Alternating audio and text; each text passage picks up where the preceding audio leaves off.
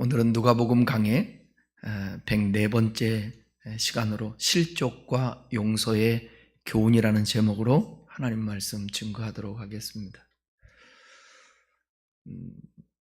제가 이게 교회도 보면 큰 먼지들은 없잖아요. 그죠? 그런데 작은 만지들은 이렇게 있다고요. 제가 카메라도 보니까 카메라 위에 만져보지는 않았는데 이렇게 보니까 먼지가 이렇게 쌓여요. 오랫동안 놔두면 이게 쌓인단 말이죠. 근데 뭐든지 그래요. 곧바로 그런데 닦아내면 이게 먼지의 흔적들이 없고 깨끗함을 유지할 수가 있습니다. 문득 강단에 올라와서 기도하는데 이제 오늘 설교할 것들을 또 생각도 하고 기도하는데 그런 마음이 있더라고요. 하나님의 말씀은 1.1익도 변한다든지 또 땅에 떨어진다든지 그렇지 않죠. 하나님이 하신 말씀은 정말 생명의 말씀이고 진리의 말씀입니다. 얼마나 하고 싶은 말씀이 많았겠어요. 하나님의 말씀을 다 기록하면 쌓을 곳이 없다고 그랬는데, 그런데 그 중에서도 압축해서 우리에게 딱 가지고 다니기도 좋고 펼쳐 보이기도 좋게 이 성경을 우리에게 허락해 주셨다는 거죠. 그렇다면 이 말씀 한 말씀이 우리가 문자적으로 성경을 꼭 다 보는 것은 아니지만 이 말씀 문맥 전체 내용들이 얼마나 소중하고 귀한 말씀인지, 요사이는 이따 설교할 때도 그런 내용도 있지만 요새는 회개해야 되는데 회개 같은 거 잘 안 해요. 여러분 이 말씀 기억하시죠? 악한 일에 징벌이 속히 임하지 않음으로 인하여 악을 행하기에 담대하도다. 그게 소돔과 고모라라든지 그 이전에는 노아의 때라든지 그러거든요. 그러니까 오늘 내가 잘못을 하고 한다 할지라도 아무 일이 벌어지지 않아요. 내가 오늘 선한 일을 하고 좋은 일을 하고 그렇게 한다 할지라도 아무 일도 안 일어나는 것 같아. 그런 분들은 대부분 서운해하죠. 왜 하나님은 내가 이렇게 순종하고 잘하는 것 같은데 왜 하나님은 침묵하고 계시고 도와주지도 않는 것처럼. 마치 나사로가 무슨 뜻이라고 그랬죠? 하나님이 도우신다. 근데 이름과는 전혀 맞지 않는 거지의 삶을 살아온, 하나님 앞에 섭섭한 마음 없겠습니까? 그런데 때로는 잘못하고 있음에도 불구하고 아무런 일이 안 벌어지니까 괜찮네? 하나님 이렇게 해도 아무 문제 없네? 합리화돼. 그게 죄가 쌓이는 거죠.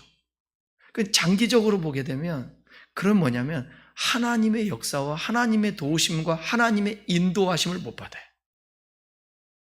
늘 마음에 근심이 있다, 걱정이 있다, 염려가 있다, 불안이 있다. 아니 우리가 뇌에 생리적인 현상으로 그럴 수도 있죠. 나이가 먹으면 몸이 관절이 안 좋고 말을 안 듣듯이 우리의 뇌라든지 이런 것들이 문제가 생기면 찾아와요. 그런 것들이 우울함도 찾아오고 갱년기, 여성분들은 갱년기가 오면 또 힘든 부분도 있죠. 그런데 그런 것과는 전혀 상관없이 하나님과 관계 속에서 온전하지 못함으로 인하여서 늘 이 안에 하나님이 주시는 평화, 은혜, 감사가 없다.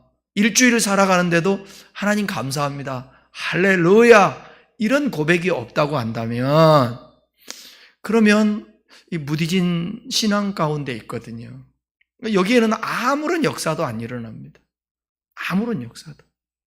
그러니까 밋밋해지고 그냥 거기에 익숙해져서 예배를 드려도 익숙함으로 막 간절함과 사모함과 사랑함과 이런 친밀함이 없게 되는 거죠.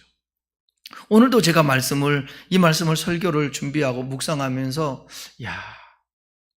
나는 혹시 누군가를 실족시키지는 않았을까? 나는 지금 다 용서하고 사나? 나는 사람들한테 용서를 받고 사나? 나는 누구 때문에 실족은 아니다 할지라도 마음의 상처를 받고 힘들어하고 아파하지? 영원한 피해자도 없고 영원한 가해자도 없는 것 같아요. 살아보니까. 어쩔 때는 피해자인데 가해자일 수도 있고요. 가해자도 피해자일 수도 있어요. 예. 그래서 오늘 주님 앞에 우리의 마음을 털어놓고 말씀 하나하나를 소중하게 생각하면서 그렇게 살면 감사하지만 때로는 말씀을 보면서 거울과 같이 여기에 뭔가 묻어 있으면 저도 3층에서 서재실에서 내려올 때 매무실을 단정을 하고 머리도 한번 보고 그러잖아요. 어쩔 때 제가 영상 보면 참 이상할 때가 있어. 뒷머리가 서 있어 이렇게. 얼마나 답답하겠어. 내가 영상을 보면서 저거 좀 이렇게 쓰다듬어 주면 좋겠다. 성도들이 좀 말 좀 해주지. 어쩔 때는 넥타이가 또 삐뚤어져 있네. 그러면 40분 동안 설교하면서 삐뚤어진 대로 설교를 해. 얘기 좀 해줘요. 지난번에는 후드를 했는데 그때가 언젠지 신년인가 처음에 이게 교단 마크도 이거 잘하고 있다가 이렇게 내려와 있더라고. 보니까 봐야 되거든. 내가 저 뒤에 있는 영상으로도 보면 될 텐데 그만큼의 여유는 없죠. 설교하기 바쁘지 그거 보면서 이게 또 하겠습니까 어디. 항상 하나님의 말씀으로 나를 보는 거예요. 주님은 우리에게 완벽하게 살라고 그러지 않아요. 이 세상에 깨끗한들 완전히 깨끗한 사람이 어디 있어요? 그죠? 어떤 사람은 정치자금 받고 있잖아요. 아무런 거리낌도 없이 그냥 당당하게 거짓말하고 여전히 맷선도 하고 그렇게 버티는 사람들도 있어요. 그런데 누군가는 얼마 그거 청탁도 아니고 어떻게 받은 것 때문에 도저히 마음에 견딜 수가 없어서 죽음으로 표현을 하는 거예요. 내가 가식을 떨며 살았다고. 우리 예수 믿는 사람들이 죽으라는 얘기가 아니라 그 정도로 예민하게 하나님의 말씀을 대하며 하나님의 말씀 앞에 우리가 두렵고 떨림이 있어야 돼. 그리고 회개할 줄 알아야 되고. 그리고 말씀 보면서 위로받으면 할렐루야 하나님 감사해요. 그래요 감사합니다. 아멘. 이렇게 성경 보면서 힘을 얻고 자신 돌아보고 하나님 말씀은 내 발에 뭐라고 그랬어요? 등이라고 그랬잖아요. 밝혀주잖아요. 어두워 보십시오. 여기 불 다 끄면요 어두워서 저 못 나가요. 의자 부딪혀서 캄캄해서. 근데 이 빛 때문에 갈 수 있는 거 아니에요? 하나님 말씀은 내 발에 등이 되는 거예요. 예? 달다고 했는데 꿀보다 달아야 되거든 하나님 말씀이. 근데 그러잖아요. 정말 어쩔 때는 쇼폼에 밀리고 성경이 세상 드라마에 성경이 밀리고 다른 책에 밀리고 성경교회 그렇다고. 성경교 너무 익숙하다 보니까 거기에 제일 자유롭지 못한 게 누구냐? 목사예요. 목사. 늘 성경 펴드니까. 에? 성경 보면 잘난 체 하려고 그러지 않지만 어디를 펴도 메모가 돼 있잖아요. 어디를 펴도 익숙해지는 거야. 그 익숙하다 보면 당연하지 그럼 오늘도 다 아는 말씀, 강해도 했던 말씀인데 자유하는 율법? 자유한 율법? 갈라디아에서 나온 말씀이거든요. 자유하는 율법. 그 찾아보는 거예요. 찾아보는 거. 아니야. 야고보서, 갈라디아서가 아니라 야고보서. 자유한 율법. 늘 익숙한 말씀이지만 또 이게 무슨 뜻인가 또 찾아보는 거예요. 여러분, 날마다 세상 것은 100번 읽고 1000번 읽고 두세 번만 읽으면 재미가 없잖아요. 근데 성경은 보면 볼수록 이 안에 들어있는 보화, 진리가 너무너무 오묘하기 때문에 우리의 영을 새롭게 하고 살리고 찔림을 받게 만들고 그러는 것입니다. 오늘도 설교의 제목이 실족과 용서의 교훈이라고 그랬는데 이 부분에 대해서 들으면서 정말 여러분 누군가를 몰라서 실족 하게 했는지, 지금도 실족하게 내가 하고 있는지, 용서는 했는지, 그 부분을 좀 살펴볼 수 있는 시간 되었으면 좋겠습니다.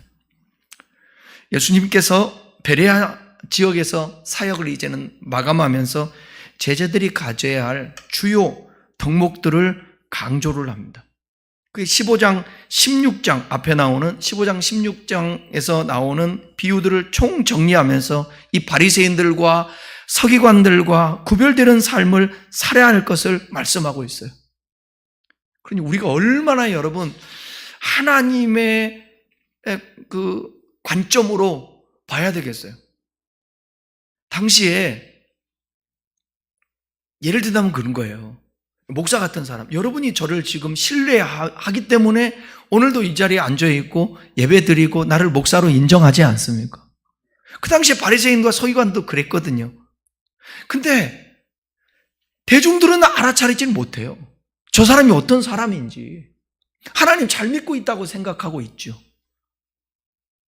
그런데요, 예수님이 볼 때는 전혀 하나님의 말씀을 가졌고 암송하고 있고 말씀대로 산다고 하는데 그 속에는 하나님의 사랑이 없음을 내가 알았다. 그런 거예요. 그리고 그들에게 외식하는 서기관과 바리새인, 회칠한 무도 막 이렇게 얘기하는 거죠. 그래서 오늘 이 말씀을 통하여서 주님께서는 뭐라고 말씀하는가? 너희들 저런 바리새인들과 서기관들과 같은 형식적인 신앙에서 탈피해서 하나님의 말씀의 옷을 입고 너희들이 잘 살아냈으면 좋겠다. 제자들에게 교훈하고 있는 것입니다. 그래서 특별히 본문은 성도들이 오늘날로 풀어보면 믿음의 공동체 내에서 이웃과 수평적 관계에서 가져야 될 덕목에 대해서 교훈하고 기록하고 있습니다. 그 내용이 뭐예요? 형제를 실족케 하는 일에 대한 경고고 또 하나는 형제 간의 상호 용서에 관한 교훈입니다. 먼저는 상호 관계 속에서 일어나는 실족에 대한 교훈을 살펴보겠습니다. 17장 1절입니다. 예수께서 제자들에게 이르시되 실족하게 하는 것이 없을 수는 없으나 그렇게 하는 자에게는 화로다. 아멘. 실족하게 하면 안 된다는 것입니다. 여기 실족게 한다고 번역된 스칸달라조라는 이 단어 본래 의미가 뭐냐? 덫을 놓는다나? 새를 잡기 위해서 덫을 놓는다. 때로는 장애물, 한글 개역 성경에서는 올무라는 뜻도 있습니다. 부딪히는 돌, 거리끼는 것, 그렇게도 번역을 합니다. 여러분 영어에 그 스캔들이라는 말이 있잖아요. 그 스캔들이라는 영어의 이 단어가 스칸달리조, 여기에서 나왔습니다. 스캔들 하면 남녀 문제를 떠올리는데 본래의 뜻이 뭔가? 남을 넘어지게 하고 거리끼게 하고 거침돌이 되는 모든 것, 이것이 스캔들입니다. 원래.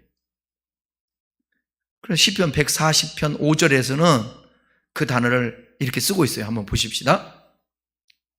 시편 140편 5절, 교만한 자가 나를 해하려고 여기 올무와 줄을 놓으며 길 곁에 그물을 치며 함정을 두었나이다. 교만한 자, 악한 자예요.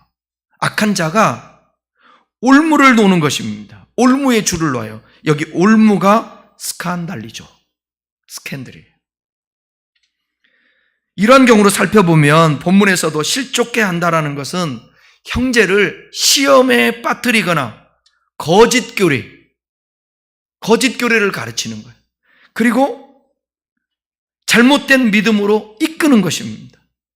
그러니까 하나님은 반드시 이단, 사설, 나중에 가장 큰 심판을 받을 거예요. 잘못 가르치니까. 그게 넘어지게 하는 자들이거든요. 사람들로 하여금 죄를 짓도록 유혹하는 모든 행위를 여기 실족케 한다. 스칸달리조라고 말합니다.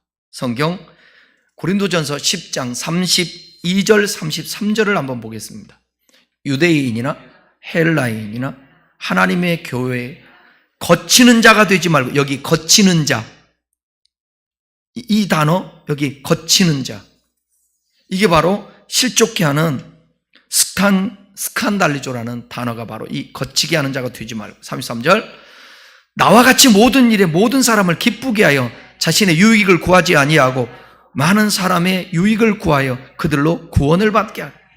이 단어 하나만 묵상해 봐도요, 우리 자신들을 돌아볼 수 있지 않습니까? 나는 거치는 자인가? 사람들에게. 나는 교회에 거치는 자인가? 여러분, 평생을 살면서 교회에 거치는 자가 되면 안 돼. 맞죠? 어제는 김포에서 교단은 다르지만 후배가 왔더라고요. 와서 목사님 좀 뵙고 싶어요. 여기 들릴 일이 있어서 오세요. 식사나 하자고 그래서 좋다고.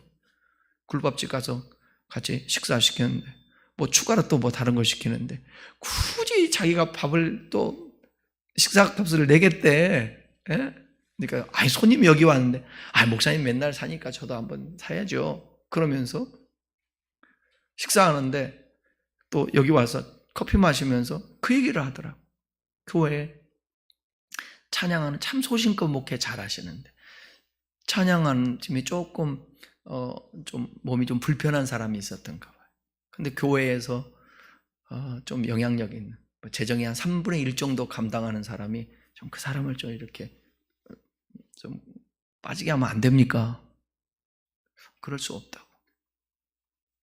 뭐 그분도 또 하나님 앞에 찬양하는데 그랬더니 교회 안 나오더래.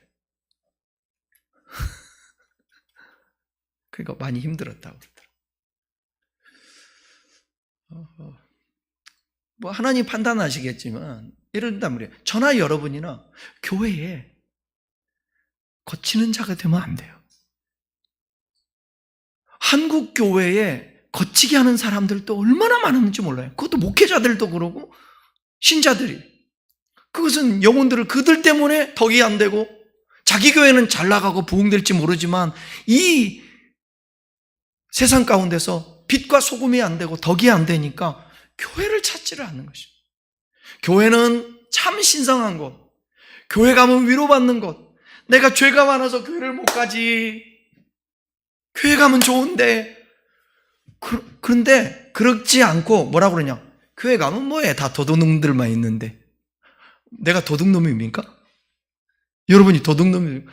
이런 말을 선량한 사람들이 듣는 거예요. 누구 때문에? 거치는 자들 때문에. 바울은 얘기하잖아요.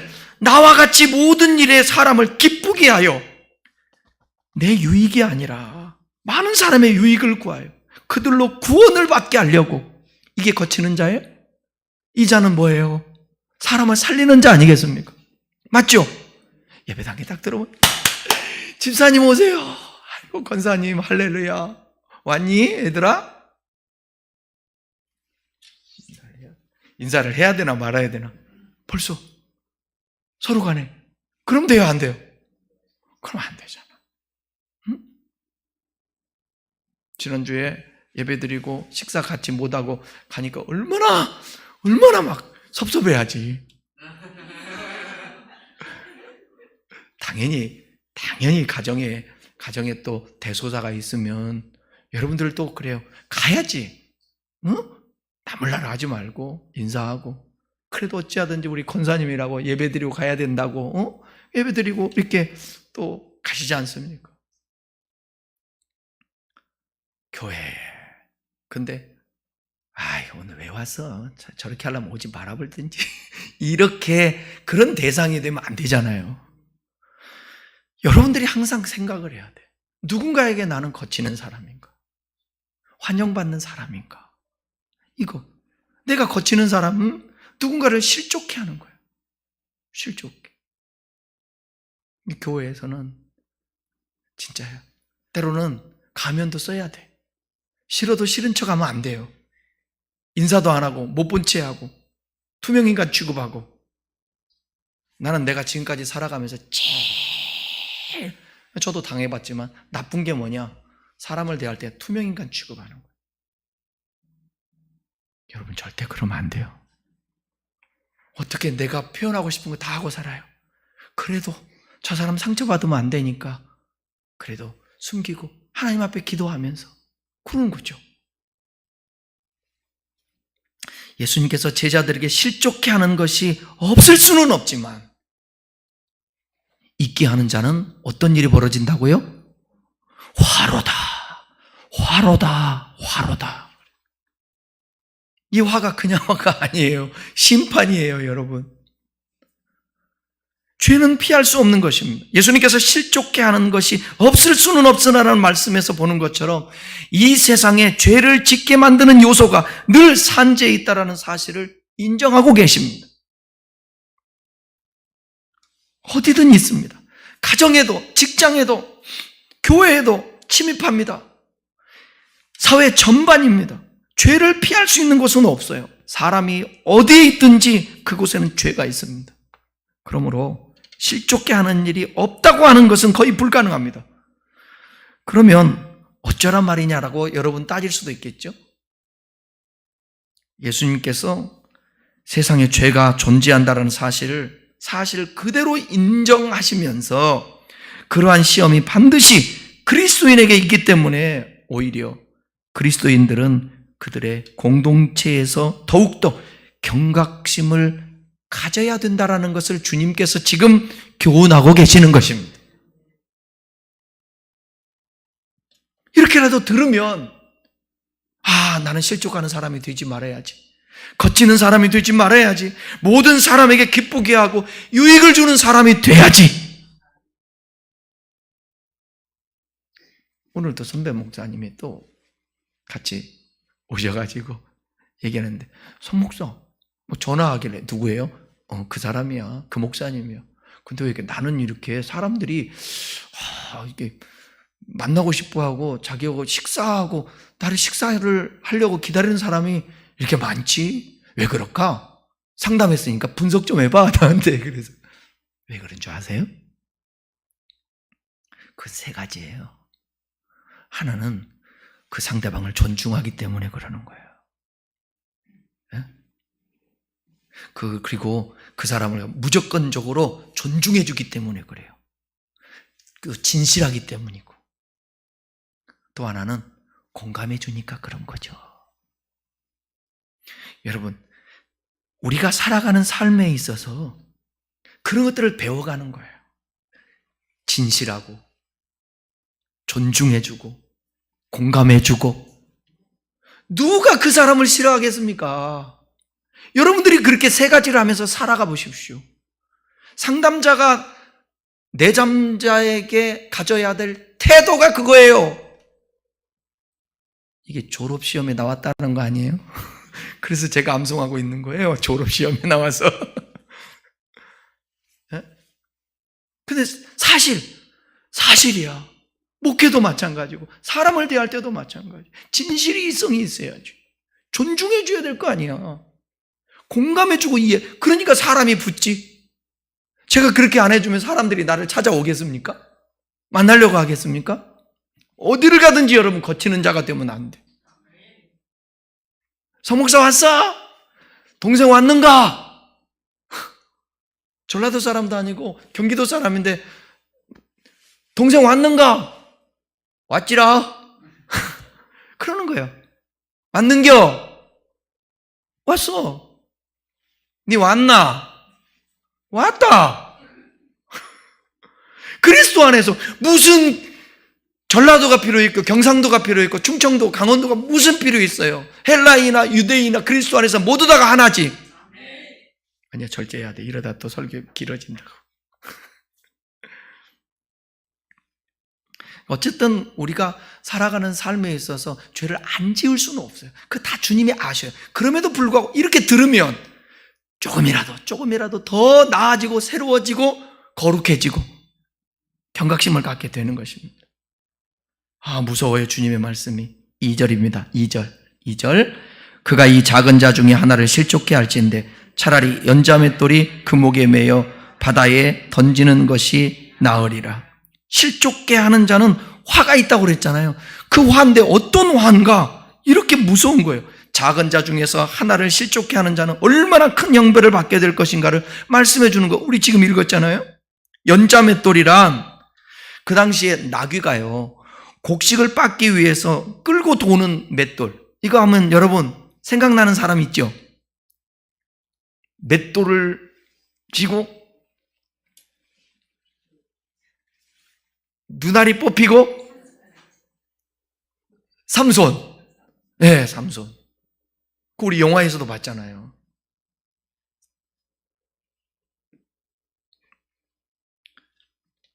예수님께서 말씀하신 이 맷돌은 그러기 때문에 적은 맷돌이 아니에요. 큰 맷돌이에요. 소량의 곡식을 갈기 위해서 사용했던 그런 조그마한 맷돌이 아니라고요. 큰 맷돌을 말씀하신 뜻은 이 죄가 얼마나 중한가를 가르쳐주고 있는 거예요. 남을 실족해 한다는 거예요. 그 사람은 엄청나게 무거운 돌에 매인 채로 바다의 밑바닥에 있게 될 것이라 말합니다. 다른 사람을 실족해 하는 죄는 사람이 범할 수 있는 죄 중에 가장 무서운 죄. 그럼 이것을 그냥 스쳐 지나가면 되겠어요, 안 되겠어요? 이 말씀을 전하는 나나 듣는 여러분 바들바들 떨면서 묵상을 해야 돼요. 혹시 내가 누군가를 실족해 하진 않았나? 시험 들게 하지 않았나? 마음 아프게 하진 않았나? 나 때문에 예수 믿지 않는 사람이 있지는 않나? 나 때문에 교회에서 상처받은 사람이 있지는 않나? 생각해 보는 거예요. 기억 안 나거든. 하나님 혹시 그런 사람 있으면 찾아가 주셔서 하나님 그 사람 회복시켜 주시고 도와주시고 나를 용서해 주십시오. 그렇게 이렇게 순수한 마음 가지고 하나님은 그것을 우리에게 요구하신다라는 것입니다. 야고보서 2장 12절 보면 죄의 심판이 매우 엄하고 무섭다라는 것을 강조하고 계시는데, 자 한번 보십시다. 야고보서 2장 12절, 너희는 자유의 율법대로 심판받을 자처럼 말도 하고 행하기도 하라. 여기 자유의 율법이라는 자유케 하는 온전한 율법, 속박에서 해방되게 하는 것, 바로 뭐냐? 복음이에요. 복음. 복음이 뭐냐? 예수 그리스도. 그 예수님을 믿고 그러면 주님이 하나님 사랑, 이웃 사랑하라고 했잖아요. 이게 종합해 보면 그 예수님의 율법은 그대로 하지 않으면 내가 행한 대로, 내가 말한 대로 나중에 심판받게 되는 거예요. 심판받게. 무섭잖아요. 작은 자, 즉 연약하고 상처 입기 쉬운 자 중 하나를 실족해 해서 내세에서 무서운 형벌을 받게 되는 것보다 바다에 수장돼서 죽임을 당하는 것이 오히려 그 개인에게는 낫다라는 거예요. 이 말은 뭐란 말이에요? 내세에서의 형벌의 막중함은 연자맷돌에 달려 수장당하는 형벌에 비할 바가 안 된다라는 겁니다. 그러니까 예수님이 이런 말씀을 해요. 차라리 두 손 갖고 지옥 가는 것보다 범죄하면 한 손을 잘라버리라. 두 눈 갖고 하나 잘라버리라.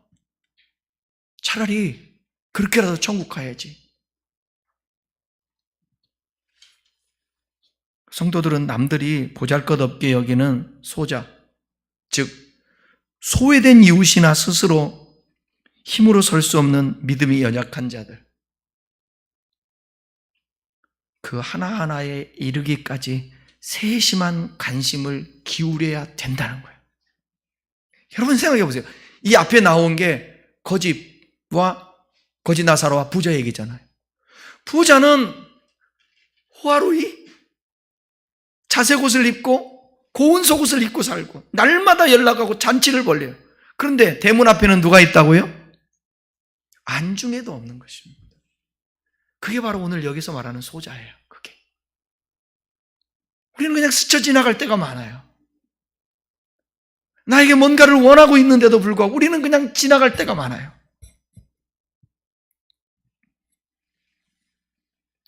여러분도 저를 기도해 주세요. 어디 가서 인사할 때 이제 이렇게 인사하려고. 한 송이 꽃이 피었다고 봄이냐? 다 같이 피어야 봄이지. 큰나무교회 성종성 목사입니다. 그러고 발언하려고 어디 나가서 얘기할 때도. 다음 주 수요일 날 연석교회가 있는데, 지방에 있는데 그렇게 한번 해보려고 하는데 될지 안 될지 모르겠지만, 한 송이 꽃이 피었다고 봄이냐? 다 같이 피어야 봄이지. 큰나무교회 성종성 목사입니다. 왜 그 얘기를 하려고 내가 하겠어요? 그냥 성종성입니다. 그러면 되지. 나만 생각하니까. 공동체라면 공동체를 생각해야지. 그죠? 나라를 사랑한다면 정치하는 사람들이 진짜 나라를 위해서 희생할 줄 알아야지. 그걸 뭐라고 그래요? 선, 당, 후, 사 그러잖아요. 누가 선당후사 하냐고. 국회의원이 제일인데. 공천 받기 전에 입 담고 있다가 공천 딱 받으니까 벌써 이제 입이 열리대? 왜? 이미 공천 받았는데 뭐. 사람이 그러면 안 되죠. 우리 다 같이 함께 어쩌면 그러려면 쉽지 않죠. 소자, 진짜 소자, 말 그대로 하면 어린아이와 같은 보잘것없는 나사로와 같은 그런 존재를 업신여기면 안 된다는 거예요. 무시하면 안 된다는 거예요. 기득권 가진 자들만 그러면 안 된다는 거예요. 함께 더불어 같이 맞죠? 그렇게 내버려둬 그냥 소외시켜버리고 우리끼리만 그러면 안 되잖아. 소외되는 사람은 상처를 받는다.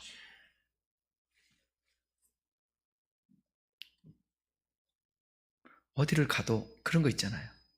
수련회를 간다. 그러면 지그들만 수련회 좋은 데 가고 좋겠다. 교회 재정 다 쓰고. 이렇게 만들면 돼요? 안 돼요? 안 돼요.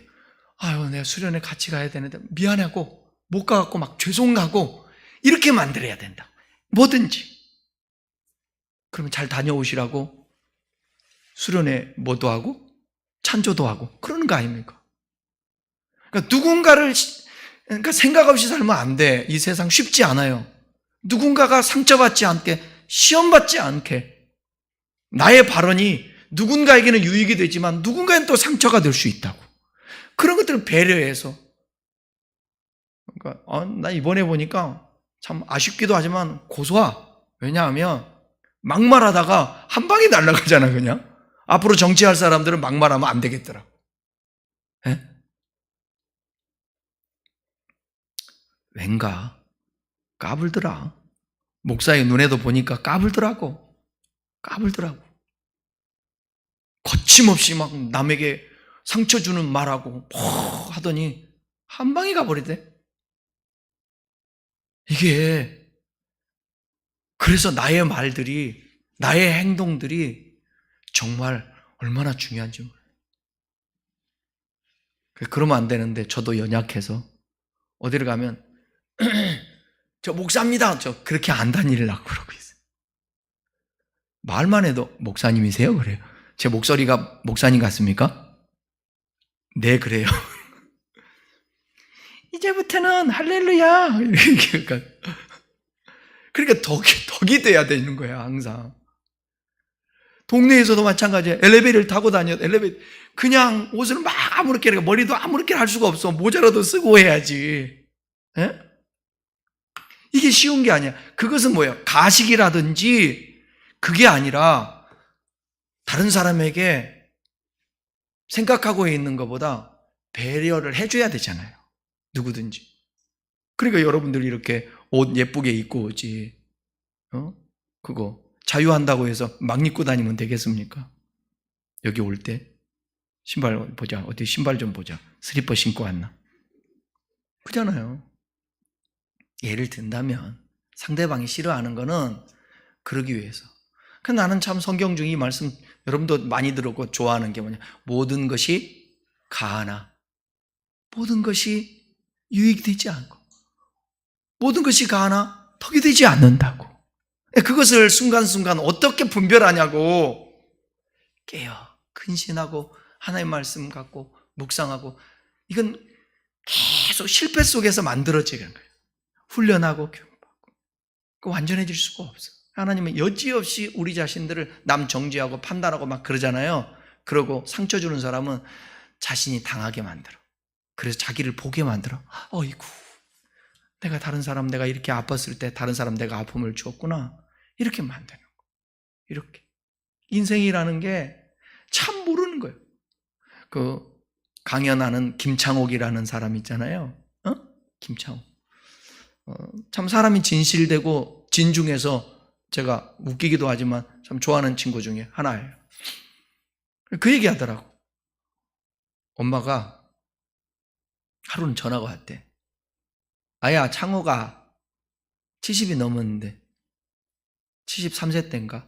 엄마 이혼할란다 그러더래. 이혼할란다. 그래서 하세요 그랬대. 그리고 끊었대. 그랬더니 누나한테 전화한 거야. 아야, 막내 놈 창옥이가야 나 이혼하려고 그런다. 이혼하라고 그런다. 아니, 이혼하라고 그랬어요. 한다고 그러니까 그 대답했지. 그래서 몇 년 전에 돌아가셨는데 그 원수같이 그렇게 하더니 돌아가시니까 한 6개월만 그래도 울면 이해가 가겠는데 3년 동안을 우시더래. 3년 동안을.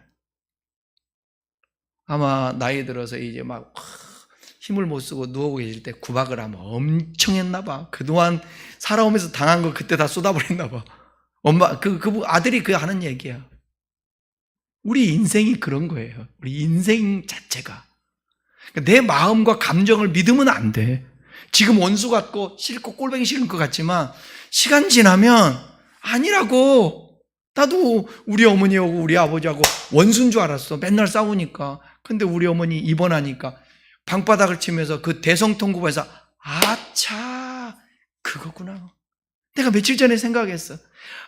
표현의 방식과 사랑의 방식이 달랐지. 우리 아버지는 나를 참 사랑했구나. 왜냐하면 제가 발톱이 그 살 속으로 파고 들어가는 거 있잖아요. 그래서 서울에 제가 그때가 한 17, 18 됐을 때 같아. 근데 아파가지고 늘 고생하니까 지금 생각하니까 내과에 저를 데리고 가서 그 발톱에 누웠던 기억이 나. 남성의원이라는 데 같아. 서울의 사당동에. 아버지가 나를 데리고 간 게 기억이 나더라고. 이 양반이 사랑의 표현을 할 줄 못해서 그렇지, 옛날 분이라 그렇지, 다 자식 사랑하고 그런구나. 그걸 이해하니까 상처가 있을 수가 없잖아. 그러니까 항상 자기를 되돌아보고 생각하고 묵상하고 나를 보고 그러면 얼마든지 다른 사람을 이해할 수도 있고 용납할 수도 있고 그렇게 되는 거죠. 그리고 남 실족하게 안 하고 실족한 것 같으면 잘못했다고 내가 뉘우치게 되고 회개하게 되고 그렇게 되는 것입니다. 바다에 던져져 죽는 형벌보다 더 크게 주어질 것이 바로 내세의 심판이라는 거예요. 그러니까 실족하게 하는 일을 애타는 심정으로 우리 주님이 막고자 하심이 있다라는 거예요. 실족에 대해서 했어요. 여러분, 누구에 의해서 시험에 들었거든, 그거 풀어주세요. 여러분이 안 풀면 그 사람이 나중에 실족시켰기 때문에 그 심판받아. 그리고 여러분 때문에 혹시 누군가가 섭섭해하고 있으면 전화를 걸어서라든지 미안해. 여러분, 사람은요, 미안해. 용서해줘. 잘못했어. 이거를 수도 없이 반복하면 용서 안 할 사람 없어요. 용서 안 할 사람 없어요. 미량같이 그냥 나 주님 앞에 용서받았으니까 괜찮아. 이러니까 문제인 거지. 진심으로 상대방에게 미안해. 내가 잘못했어. 이렇게. 여러분, 자녀들에게도 때로는 미안하다, 잘못하다 그 얘기 할 수 있어요, 없어요? 해봤어요? 해야지. 나도 우리 아들한테 그런 적이 있어. 아들 진짜로 좀 얘기 좀 해줘봐라. 아니요. 아니라고 그러더라고. 그래서 다행히. 근데 또 모르지. 시간 지나면 또 얘기해야지. 아들아, 혹시 너 어려서 아빠가 너 때로는 체벌도 하고 귓방맹이도 돌리고 그랬는데 그거 상처되진 않니? 미안하다. 아빠가. 너 잘 되라고 건 거야. 그 말은 절대 안 한다고. 그 말하면 안 되는 거야. 무조건 너 잘 되라고. 그 순간 사과가 아니야. 그거는 그냥 무조건 마음에 기억하지 않게. 사람은 희한해요. 또 치유가 되면요, 받은 상처는 기억이 안 되고 사과한 것이 또 기억이 나고 그렇게 된다고. 사람이. 하나님이 또 기억지 않게 하는 그런 어떤 또 잘못된 것을 기억지 않게 하는 그런 은혜도 주셨다. 여러분도 살아가면서 상처 얼마나 많이 받고 들은 얘기 때문에 정말 괴롭고 막 힘들어하고 어? 옛날에 우리 유 선생도 너무 막 힘들어가지고 지금 멀쩡해지잖아. 까먹거든. 그런 것들, 상처들, 아픔들 다 기억하고 계세요? 지금 소환해갖고 쓰라면 쓰겠어요? 그것도 감사한 거예요. 하나님이 잊어버리게 해주는 거예요. 받은 사람. 그러니까 기도하자는 거예요. 먼 기도. 하나님, 내가 혹시라도 상처 준 사람이 있으면 잊어버리게 해주시오. 그렇게라도. 우리는 불완전하기 때문에. 자, 이제 다음에는 두 번째 교훈이 뭐냐? 용서에 대한 거예요. 3절, 4절 같이 읽겠습니다. 너희는 스스로 조심하라. 만일 내 형제가 죄를 범하거든 경고하고 회개하거든 용서하라. 만일 하루에 7번이라도 내게 죄를 짓고 7번 내게 돌아와 내가 회개하노라 하거든 너는 용서하라 하시더라. 앞에 구절에서 언급한 실족게 하는 것이 없을 수는 없으나 잊게 하는 자에게는 화로다 하는 말씀에서 우리도 거기에 해당되기 때문에 조심하라는 거예요. 목회자도 교인들을 낙심하게 할 언행을 하지 않도록 주의해야 하고 성도들도 서로 낙심하게 되지 않나 그렇게 할 수 있으니까 두려운 마음 가지고 깊이 생각하고 말하고 행동하고 그러라는 거예요. 조심하라는 거예요. 야고보서 3장 7절 8절 한번 읽어보겠습니다. 여러 종류의 짐승과 새와 벌레와 바다의 생물은 다 사람이 길들일 수 있고 길들여 왔거니와 혀는 능히 길들일 사람이 없나니 쉬지 아니하는 악이요 죽이는 독이 가득한 것이라.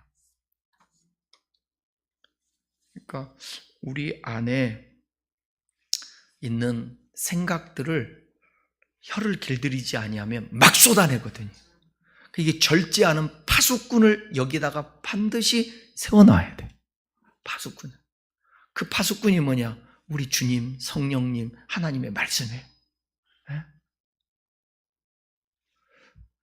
저는 뭐 편한 사람하고는 그냥 허물없이 얘기하고 뭐 집사람하고도 그러지만 제 인생에 있어서 참 그 이혜인 수녀님이 하신 말씀, 관 속에 들어가도 막말하지 말라. 그러니까 어떤 일이 있어도 사람한테 극단적인 말이든지 막말을 하면 안 돼요.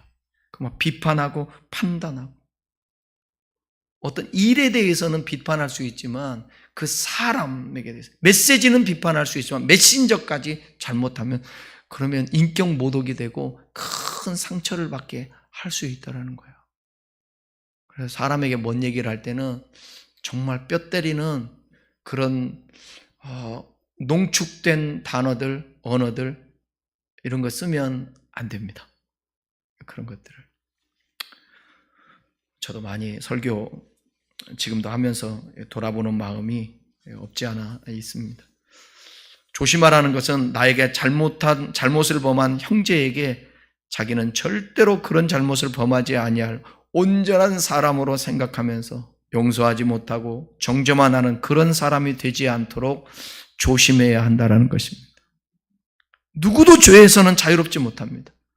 나로 인하여 다른 사람이 실족하게 하는 일들을 자주 하면서 남이 나에게 잘못하는 일에는 우리는 잘 용납지 않습니다. 성경은 이렇게 말하죠. 누가복음 6장 37절입니다.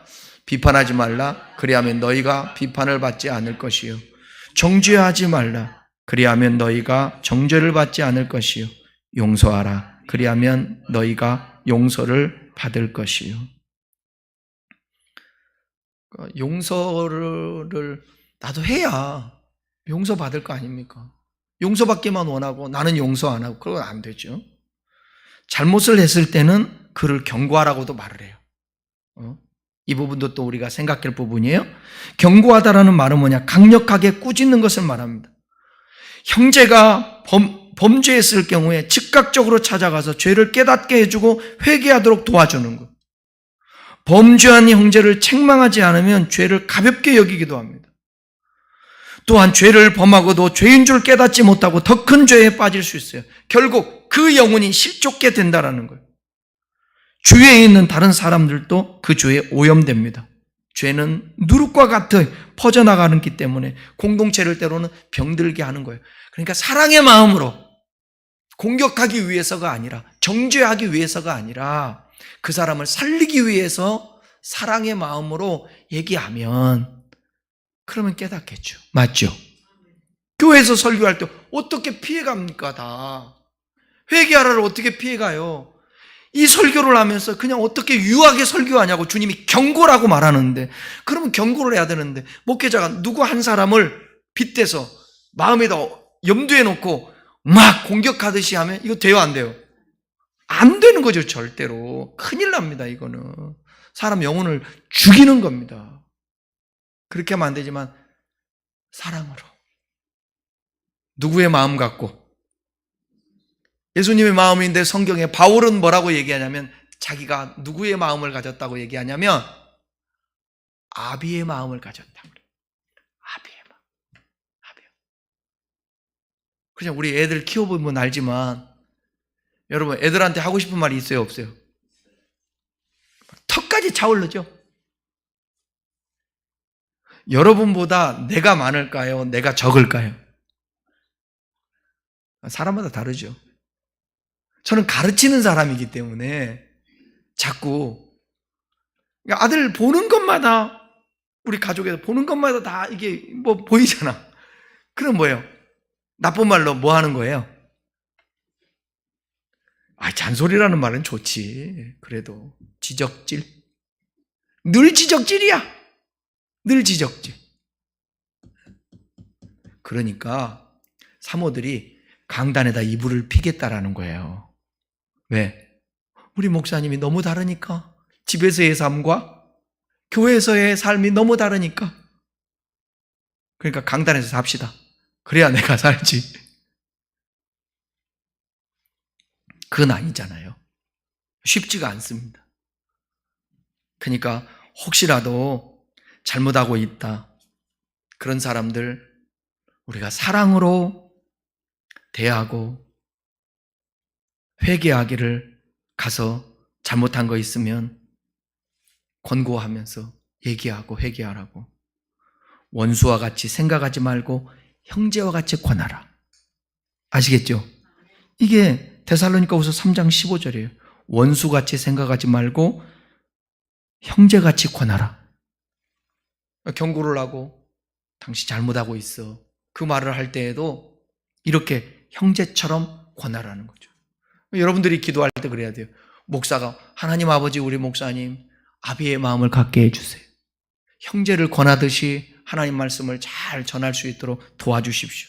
감정적으로 하지 않게 해주십시오. 기도도 하고. 여러분도 똑같고. 경고하고 회개하거든 그 다음 뭐냐? 용서하라는 것입니다. 예수님께서는 만약 책망을 받은 형제가 회개하면 용서하라고, 그렇게 용서하라고 덧붙이고 있습니다. 자신의 죄를 인정하고 진심으로 하나님께 용서를 얻고자 하는 자라면 용서해 주라는 것입니다. 이거 역시 그리스도인이라면 마땅히 취해야 할 행동인 것입니다. 용서라는 이 단어를 좀 생각해 보십시다. 이 용서라는 단어는 RPM이라는 단어인데, 뭐뭐로부터 멀리 떠나보내다, 그런 문자적 의미를 갖고 있습니다. 이 단어는 법적 의미로요, 용서하라, 이 법적 의미로 RPM이는 이혼하다, 혹은 빚을 완전히 탕감하다, 그런 의미로 번역할 수 있습니다. 그러니까 잘못을 멀리 떠나보내는 것처럼 완전히 잊어버리고 다시 생각지도 않은 완전한 용서를 가리킨 것입니다. 이혼하면 끝이잖아요, 그죠? 그러듯이 죄하고도 마찬가지예요. 떠나보내는 것입니다. 죄를 완전히 떠나보내는 거예요. 그게 용서하다라는 거예요. 예수님께서 계속해서 끝없이 용서해 주어야 한다는 것을 강조하기 위해서 구체적인 숫자 몇을 사용했어요? 7을 사용했습니다. 유사한 성경 우리 많이 아는 마태복음에 보게 되면 70번에 7번씩 용서하라고 그 말씀 있잖아요. 한번 읽어봅시다. 마태복음 18장 21절 22절. 그때에 베드로가 나와 이르되 주여, 형제가 내 죄를 범하면 몇 번이나 용서하여 주리이까? 7번까지 하오리까? 예수께서 이르시되 7번뿐만 아니라 7번을 70번까지라도 할지니라. 와, 몇 번이에요 그러면? 490번이면 7자를 또 써서 또 70을 써가지고 이걸 무한대로 용서하라는 것입니다. 무한대로. 예수님께서 제자들에게 무한정 용서하라고 명령하시는 것 관련해서 어쩌면 이것은 죄에 대한 경각심을 없애는 부작용이 있을 것으로 여길 수도 있습니다. 그러나 그렇지가 않아요.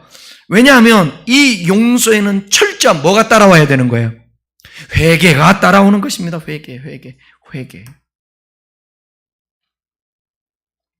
그리스도인은 자신이든 다른 이의 삶에서든 죄를 발견했을 때 죄에 대해 이의를 제기해서 회개하도록 유도를 해야 되는 거예요. 자신도 마찬가지고. 회개가 참 중요해요. 복음이 아무리 와도 성경에 보게 되잖아요. 때가 찼고 하나님 나라와 가까웠으니 회개하고 뭐라고 그랬어요? 복음을 믿으라 그랬어요. 회개하고 복음을 믿으라. 회개해야 돼요. 회개 안 하면 안 돼요. 죄에 대해서 비난만 한다거나 반대로 옹호만 한다면 그리스도인은 공동체 안에서 진정한 용서를 통해서 얻게 되는 어떤 영적 기쁨? 그런 것 맞이할 수가 없어요. 여러분, 죄 용서, 죄 사함이 얼마나 자유를 주는 건데요. 말씀을 마치겠습니다. 여러분, 누군가를 절대로 앞으로도 기회 줘서 우리가 신앙생활 하니까 실족해 하는 그런 일이 없기를 바라고, 네, 누군가를 또 잘못한 사람이 있거든 그 자가 진실로 회개하려고 하면 용서해주고, 내 눈에 흙이 들어가도 나는 용서할 수 없어, 그러면 안 되고, 그러면 이 말을 늘 기억해야 돼. 우리가 우리의 죄를 사하여 준 것 같이 우리의 죄를 사하여 주옵시고, 그런 거예요. 네가 하나님 앞에 예물을 드리기 전에 가서 화해하고 용서를 구하고 용서해주고 나한테 예배하라. 오늘 이 두 가지 실족시키지도 말고 끝까지 용서해주고, 이렇게 해서 우리의 내세가 심판의 부활이 아니라 생명의 부활, 영생의 부활 될 수 있기를 주님의 이름으로 축원합니다. 기도하겠습니다.